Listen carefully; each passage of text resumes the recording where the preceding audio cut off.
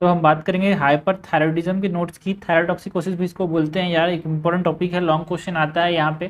Thyroid के अंदर देखो, थायराइड से क्वेश्चन बहुत इंपॉर्टेंट से आते हैं। जैसे हमारे पास हाइपोथायराइडिज्म हो गया, सॉलिटरी थायराइड नोड्यूल हो गया, non toxic multi nodular goitre हो गया ना, ये सब चीज़ इंपॉर्टेंट है ना। हमारे पास हाइपोथायराइडिज्म हो गया, ये सब चीज़ को कवर करके रखना है, बिकॉज यहाँ से क्वेश्चन आना ही है। लॉन्ग क्वेश्चन आएगा, नहीं तो शॉर्ट क्वेश्चन आएगा, या फिर दोनों भी आ सकता है, ठीक है।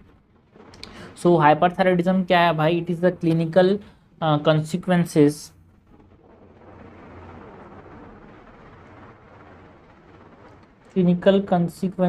due to excessive circulating thyroid hormone. Clinical consequences due to excessive circulating thyroid hormone, which is due to excess of thyroid function. कारण क्या क्या हो सकते हैं? एटियोलॉजी की बात करें तो कुछ प्राइमरी कॉजेस हो सकते हैं यार, कुछ थायरोटॉक्सिकोसिस हो सकता है विदाउट हाइपरथायराइडिज्म।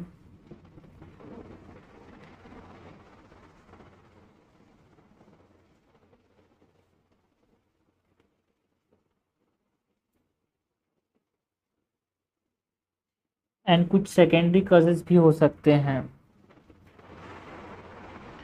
प्राइमरी कॉजेज जिसमें हम बात कर सकते हैं about the Graves disease, toxic multinodular goitre की बात कर सकते हैं, टॉक्सिक एडिनोमा,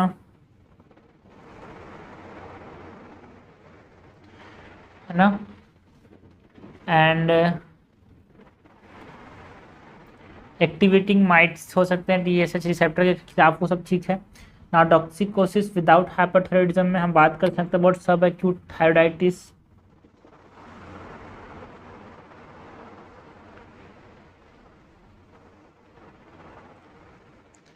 ना, हाशी टॉक्सिकोसिस या फिर हाशीमोटो डिसीज।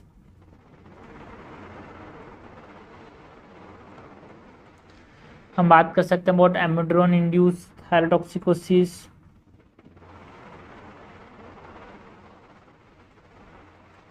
सेकेंडरी में हम बात कर सकते हैं अबाउट पिट्यूटरी एडिनोमा।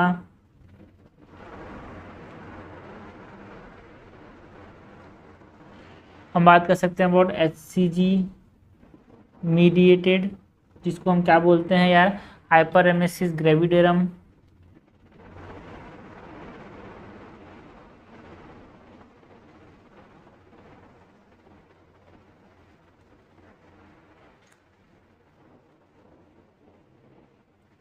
और जनरलाइज थायरोटॉक्सिकोसिस भी हो सकता है।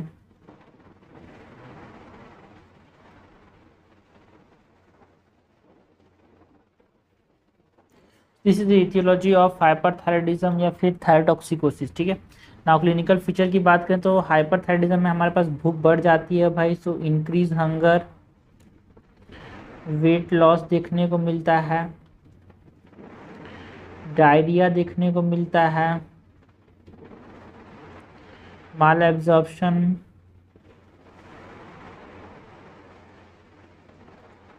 Intolerance to heat,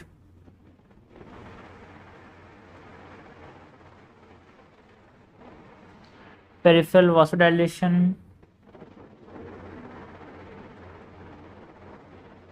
peripheral vasodilation हो सकता है यार। डायस्टोलिक ब्लड प्रेशर कम हो सकता है यहाँ पे, डिक्रीज डायस्टोलिक ब्लड प्रेशर, है ना। हार्ट बीट बढ़ सकता है, टेकीकार्डिया, खुद की हार्ट बीट सुनाई दे सकती है, पाल्पिटेशंस, आर्टेरियल फिब्रिलेशन भी हो सकता है यार। जो कार्डियक आउटपुट है वो बढ़ सकता है, सिस्टोलिक ब्लड प्रेशर बढ़ जाएगा, कार्डियक आउटपुट अगर बढ़ जाएगा तो, है ना। जो स्किन है वो वार्म या फिर मॉइस्ट हो सकती है, सो वार्म मॉइस्ट स्किन हो सकती है इन हाइपरथायराइडिज्म, है ना। एलोपेशिया हो सकता है, जो कि कैसा होगा, डिफ्यूज टाइप ऑफ एलोपेशिया, है ना। बाल झड़ सकते हैं, and which is rapid falling यार, बहुत तेज़ी से फॉल होना चालू हो जाएगा। एंग्जाइटी हो सकती है आदमी को, ना, घबराहट महसूस हो सकता है, नींद में दिक्कत हो सकती है, सो इंसोम्निया, है ना, थकान महसूस होगी, so restlessness. This are the clinical features of hyperthyroidism, बहुत इंपॉर्टेंट है यार। सबसे most common type of hyperthyroidism में हमारे पास बात करें तो ग्रेव्स डिसीज की बात करते हैं। It is the most common form of thyrotoxicosis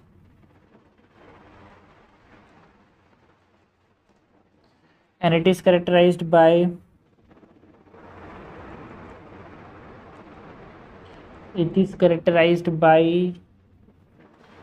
thyrotoxicosis, it is characterized by goiter, it is characterized by orbitopathy,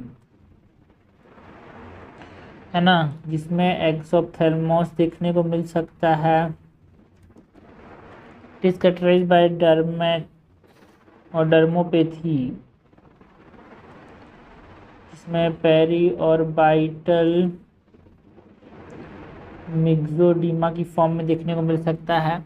अगर एटियोलॉजी की बात करें तो 20 to 40 ईयर्स में ज़्यादा कॉमन है यार। ग्रेव्स डिसीज फीमेल्स में ज़्यादा देखने को मिलता है as compared to males, and it is associated with CTCA4 या फिर जो HLA-DR3 जीन है उसके साथ एसोसिएटेड है। ऑटो एंटीबॉडीज देखने को मिल सकते हैं यहाँ पे थायराइड रिसेप्टर के अगेंस्ट, जो कि कैसा होता है, स्टिमुलेटिंग टाइप। हिस्टोलॉजी की बात करें तो हिस्टोलॉजी में हमारे पास फॉलिकुलर हाइपरप्लेजिया देखने को मिल सकता है।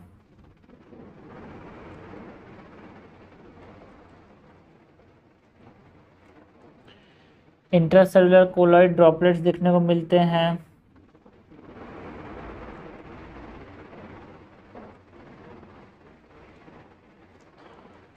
है ना, लिम्फोसिटिक इन्फिल्ट्रेशन भी देखने को मिल सकता है।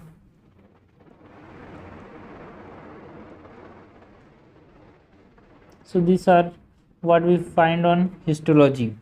इन्वेस्टिगेशन की बात करें तो ये बहुत इंपॉर्टेंट है यार कि क्या क्या इन्वेस्टिगेशन कराएंगे हमारे पास। सो हम क्या करेंगे, TSH का जांच कराएंगे यार। TSH लेवल कितने वो पता करेंगे, and T3 and T4 level का पता करेंगे। ठीक है, हमारे पास दो केसेस हो सकते हैं। अगर TSH कम है ना, और T3 एंड T4 बढ़े हुए हैं, एंड TSH अगर कम है और T3 एंड T4 नॉर्मल हैं। अगर TSH कम है और T3 T4, चलो दूसरा केस देखते हैं। अगर TSH कम है और T3 T4 नॉर्मल है तो इसको हम क्या बोलेंगे, इट इज सब क्लिनिकल हाइपरथायराइडिज्म, है ना। अभी बढ़ सकता है, अभी TSH कम है तो स्टिमुलेट कम हो रहा है, तो इन रिस्पॉन्स नेगेटिव फीडबैक की वजह से, मतलब TSH कम है और इसके हिसाब से T3 T4 को भी कम होना चाहिए, बट ये नॉर्मल है, तो इसको क्या बोलेंगे, सब क्लिनिकल हाइपरथायराइडिज्म। इसको हम फॉलो अप के लिए बुलाएंगे। एंड TSH T3 T4 में हमारे पास अगर TSH कम है और T3 T4 बड़ा है, मतलब इट इज़ प्राइमरी हाइपरथायराइडिज्म, है ना, किसी और कसेस की वजह से नहीं है, इंट्रिंसिक कसेस की वजह से, जिसमें हमने देखा शुरुआत में ही primary hyperthyroidism, Graves multi nodular toxic multinodular goiter या फिर टॉक्सिक एडिनोमा। ठीक है, so it is primary hyperthyroidism. हमारे पास फीचर्स देखने को मिल सकते हैं of Graves like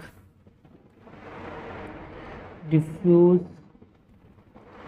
goitre, TPO antibodies, TSH receptor के खिलाफ एंटीबॉडीज देखने को मिल सकता है। अब थर्मोपैथी देखने को मिल सकता है यार, डर्मोपैथी देखने को मिल सकता है। डर्मोपैथी के बाद हमारे पास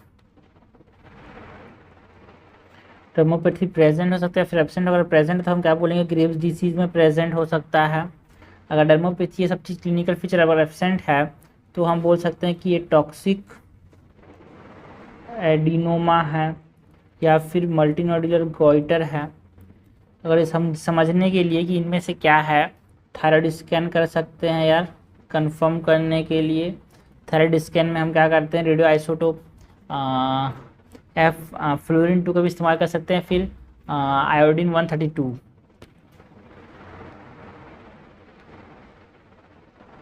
रेडियो आइसोटोप आयोडीन 131 या फिर टेक्नीशियम 99M पर टैक्टेट और पकटेक्टिनेट।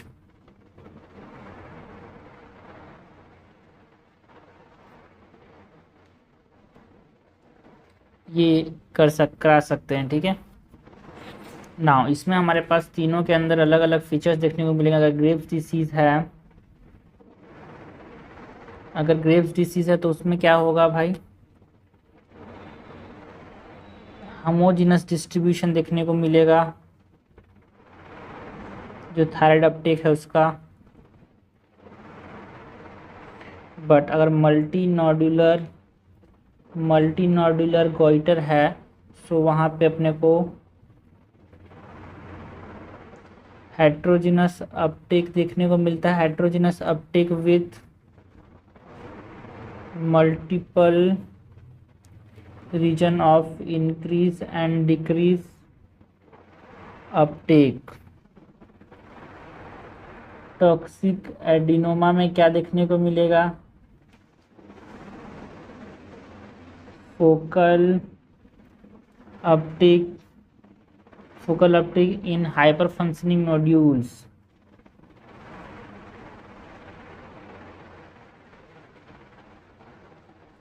Focal uptake in hyperfunctioning nodules and जहाँ पे ये नहीं है हाइपर फंक्शनिंग नोड्यूल्स वहाँ पे डिक्रीज देखने को मिलेगा इन रिमेनिंग,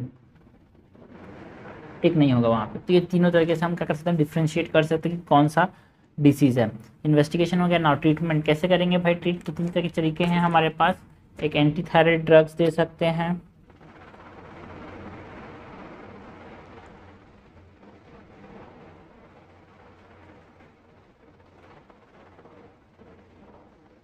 है ना, रेडियो आइसोटोप और रेडियोएक्टिव आयोडीन एब्लेशन कर सकते हैं यार, या फिर सर्जरी कर सकते हैं। ये तीन तरीके से हमारे पास ट्रीट कर सकते हैं इसको। तो जो रेडियो एंटी थायराइड ड्रग्स हैं उसमें क्या क्या आते हैं यार, कार्बामाजोल और कार्बिमाजोल।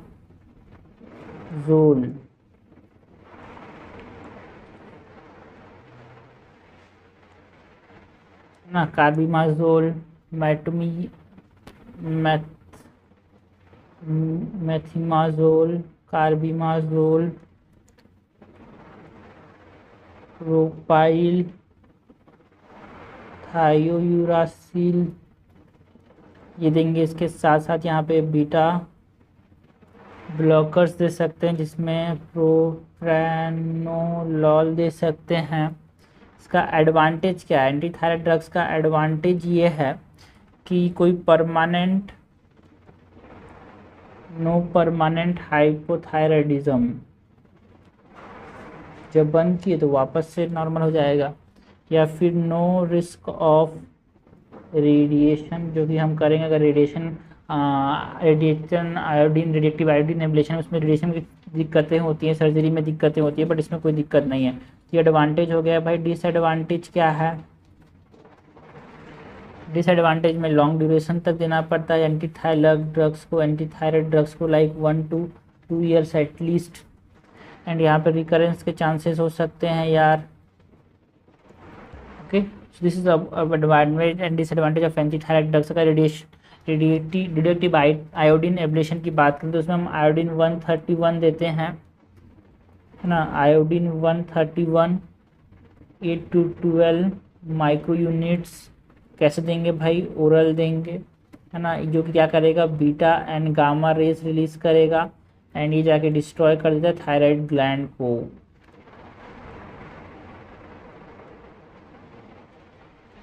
अगर इंडिकेशंस की बात करें तो इसके इंडिकेशन क्या है भाई, मोर देन 40 ईयर्स है तो हम क्या करेंगे, थायराइड एब्लेशन कर सकते हैं, रेडिएटिव आयोडीन एब्लेशन। बट ये कॉन्ट्रा इंडिकेटेड है भाई किन में, प्रेगनेंसी में,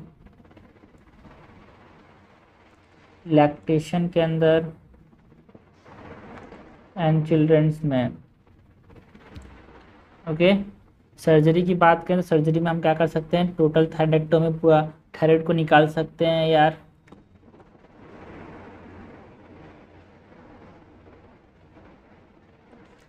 इसमें इंडिकेशन की बात करें तो इसमें टोटल थायरॉइडेक्टोमी को प्रीफर करेंगे, ऐसा कि जो पेशेंट खुद बोले।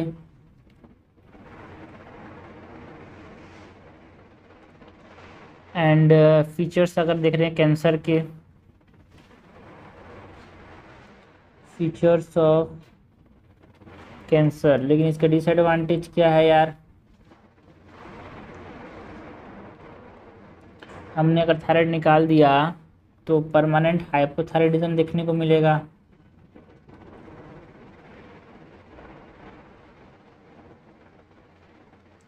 एंड रिस्क ऑफ सर्जरी के जो दिक्कतें होती हैं, लाइक इंजरी हो गया किसी आर्टरी को, किसी नर्व को, है ना, मसल को, तो वो सब रहता है यहाँ पे। तो this is all about treatment. हमने इन्वेस्टिगेशन की बात की, है ना, हमने क्लिनिकल फीचर्स की बात की, aetiology histology of Graves disease की बात की इन जनरल, जो कि most common cause of thyrotoxicosis है। एंड इन जनरल थायराइडोटॉक्सिकोसिस के क्या क्या फीचर्स होते हैं, ईटियोलॉजी क्या क्या है, and this is all about what, hyperthyroidism और थायराइडोटॉक्सिकोसिस।